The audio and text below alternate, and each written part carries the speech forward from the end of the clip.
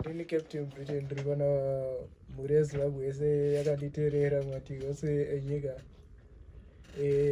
Isusu hatina basa nazvo kuti munhu wese anondifarira here kana kuti handifariri.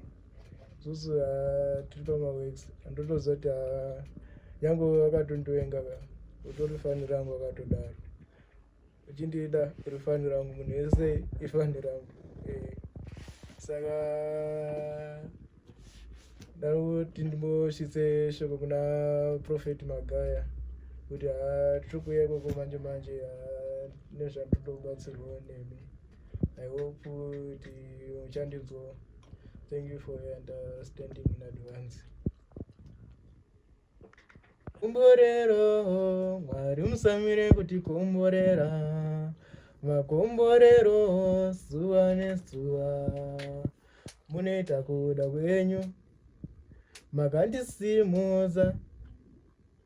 Ndine faith kuti mota ndichavamana, nyangwe nazino ndichavama netsoka. Mwari munoita kuda kwenyu. Hello Prophet Magaya.